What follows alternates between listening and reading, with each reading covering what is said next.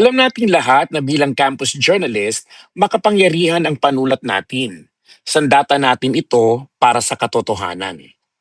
Pero aminin natin, kahit gaano kabigat ang issue o kaganda ang anggulo mo, mawawalan ito ng silbi kung nakakatulog naman ang mambabasa sa haba ng mga talata mo.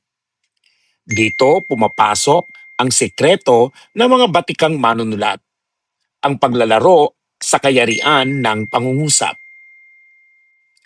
Ang pagpili kung kailan gagamitin ang payak, tambalan, hugnayan o langkapan ang nagdidikta kung magiging matalas, malinaw at kapanapanabik ang artikulo mo. Ito ang sining na nagbabago sa isang boring na ulat upang maging isang interesanteng balita.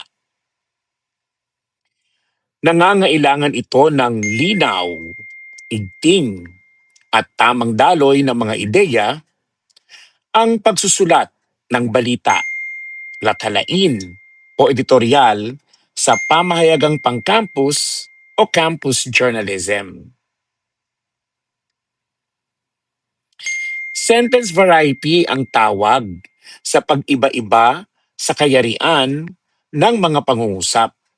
Mabisa itong paraan upang hindi maboring ang mga mambabasa at maitampok ang pinakamahalagang detalye. May apat na uri ng pangungusap ayon sa kayarian. Una, payak. Pangalawa, tambalan. Pangatlo, hugnayan. At ang pang-apat, langkapan. Sa episode na ito, una nating tatalakayin ang payak na pangungusap o simple sentence sa English bilang pundasyon ng pagsulat ng balita. Ano? Tara?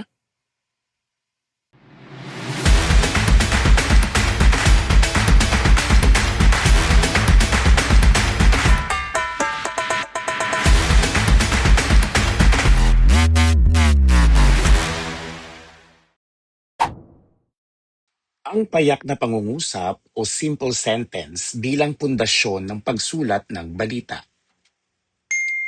Nagpapahayag ng isang buong kaisipan ang payak na pangungusap.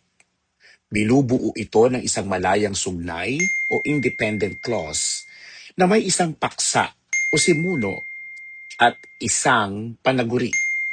Bagamat maaari itong magkaroon ng tambalang paksa o tambalang panaguri. Payak na pangungusap ang itinuturing na bread and butter ng pagsulat ng balita, partikular sa pagsulat ng pamatnubay o lead. Dahil maikli at direkta, madali itong maunawaan at mabilis na naghahatid ng impormasyon. Halimbawa sa pamahayagan. Payak na pangungusap. Iginiit ng Supreme Student Government o SSG ang karapatan ng mga mag-aaral sa libreng Wi-Fi. Ang pangungusap ay maikli, diretso, at walang paligoy-ligoy. Isa namang halimbawa ng pangungusap na payak na may tambalang paksa. Nagprotesta sa labas ng administrasyon ang mga guro at mag-aaral. Muli ang pangungusap ay maikli, diretso at walang paligoy-ligoy. Gamitin ang payak na pangungusap kung nais mong bigyang diin ang isang mabigat na katotohanan o kung ang balitang sinusulat ay may mataas na tensyon at kailangang mabilis basahin. Tandaan na ang payak na pangungusap ay may isang diwa lamang. Pinakamainam gamitin sa pamatnubay at iwasan ang sobrang haba para hindi makalito. Narito ang iba pang konkretong halimbawa ng payak na pangungusap na may iba't ibang kombinasyon ng paksa at padaguri na hinalaw mismo mula sa mga sitwasyon sa paaralan. Unang kombinasyon, isang paksa at isang panaguri. Ito ang pinakadirektang anyo. Isang tao o grupo lang ang pinag-uusapan at isa lang ang kanilang ginawa o katangian. Halimbawa ng balita.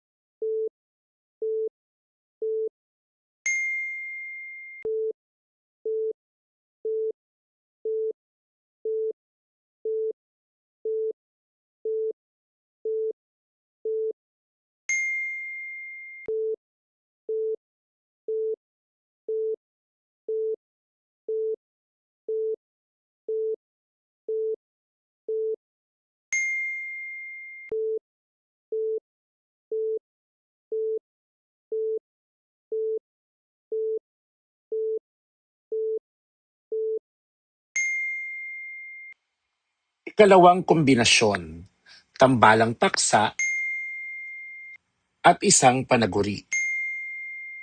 May dalawa o higit pang simuno o pinag-uusapan, ngunit iisa lamang ang kanilang ginawa o pinagsasaluhang katangian. Pinag-uugnay sila ng salitang at.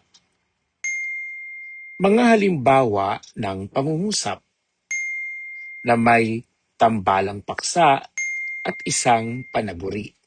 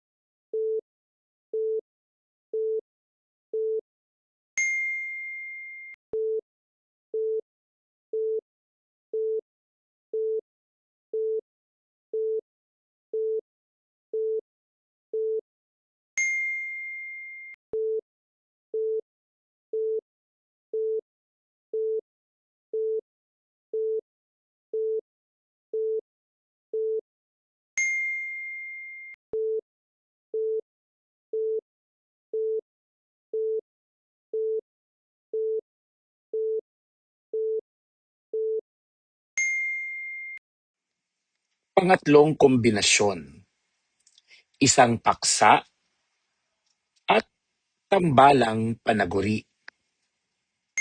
Iisa lamang ang paksa ngunit dalawa o higit pa ang kanyang kilos o inilalarawan sa kanya.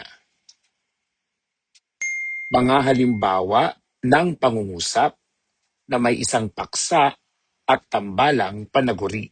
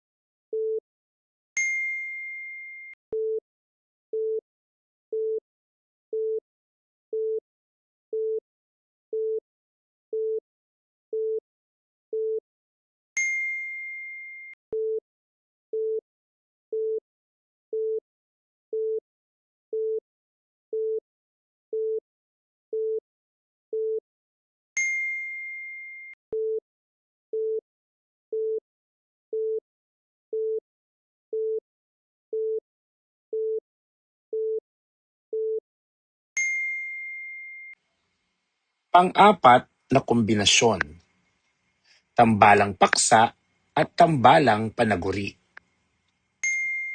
Ibig sabihin, ito ang pinakamahabang anyo ng payak na pangungusap sapagkat may dalawa o higit pang paksa at may dalawa o higit pang panaguri.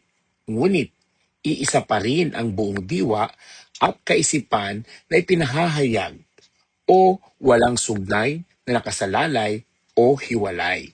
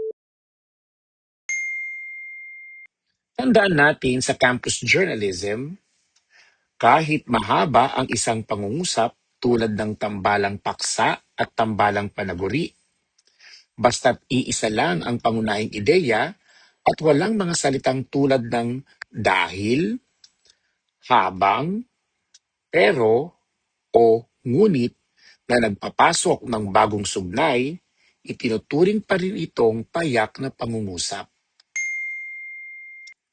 Iyan ang kabuuan ng ating unang bahagi para sa kayarian ng pangungusap. Nawa ay maging malinaw sa inyo ang pagkakaiba ng payak, gayon din ang kahalagahan ng mga ito sa ating pang-araw-araw na pakikipagtalastasan.